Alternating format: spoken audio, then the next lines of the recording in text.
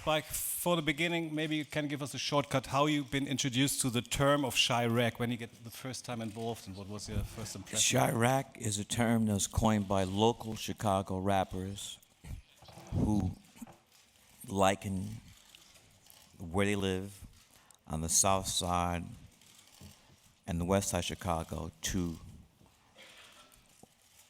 Iraq. Leaving behind the fact that the movie has received some critics regarding, because it's comparing some way the city of Chicago with a war zone, I would like to know what is your goal or your hopes with CHIRAQ? Thank you so much. Well, thank you for your question. I did not come up with the term CHIRAQ, so I don't think I should be criticized for that. But I'd like you to know, during the first month of this year, in the year of our Lord 2016, 53 people were shot and killed in Chicago. And that's a jump of 83% from 2015. So you get mad at the name, but people are still dying. And John, I want you to pick up on that. You got some more stats, my brother. There's a site called HeyJackass.com that a local Chicago person has put up, and the total shot in February to date is 90. The week in progress shot 17. So that's pretty much a war zone. Because I live in Chicago, and the parts in the north side that I go around, it's as safe a city as you can be in, But if you go west, south, it becomes, incredibly dangerous. Both these fine gentlemen, to my left, Nick Cannon, and to my right, John Cusack, are great people, great human beings, also very, very fine actors. And so everybody in this film was dedicated to what the purpose of this film was, to bring awareness to this war zone that is happening in a certain part of Chicago.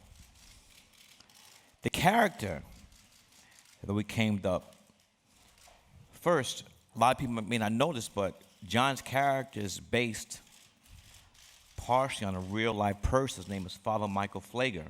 He's on Twitter. Yeah. He's a white Roman Catholic priest.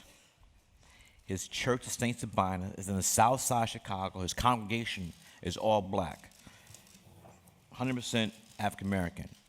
So John was also very helpful. The speech that you see, we call it a slash sermon manifesto. John contributed to it, Father Flake, and also Kevin Wilmot, and we wrote the script. But initially, I wanted to take Father Flager and combine him with the character Carl Malden played in On the Waterfront. There's a lot of greater issues at hand. We tend to focus on the accolades and wanting to receive pats on the back, which is all great and fine, but a film like CHIRAQ, where you've heard the statistics from my two brothers here letting us know that daily we're losing lives, and we rather focus on the things that really don't matter opposed to the issues at hand. So even within our music and in the culture, specifically to hip hop, I feel like we like to glamorize a lot of times Isn't tonight the Grammys? Last night was the Grammys. Yeah. Last night? Yeah. So we like to glamorize so many other things opposed to using the art form for actually spreading the word. And I feel like that's what Spike has done in such a phenomenal way, time and time again, from Do the Right Thing to today with CHIRAQ, to where I always say he's one of the best town criers we have, to where he allows people to wake up, and rings the bell and gets everyone to see, like, hey, there's something going on. for whatever criticism or anything that we could have received, this issue was brought to the world in a way that where Spike was the one to say, look what's going on in Chicago, or even, look what's happening with the academy. Like, for people to stand up and actually have that amount of power and passion to say, I'm going to stand for something, and he's not necessarily saying everyone has to believe and stand for what I stand for, but at least I'm making it known and standing up. And I feel like that's what art is all about, to get people to have the conversation. Sure. Who are you voting for in November and why?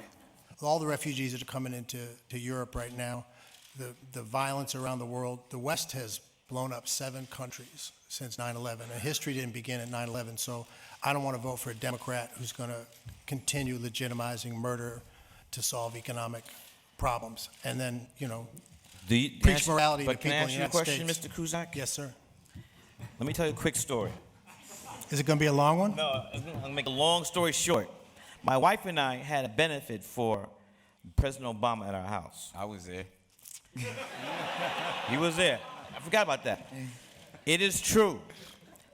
There is a guy that travels with the president with a suitcase. And that suitcase, you press the right numbers, it could be an end of us all. Do you want Donald Trump to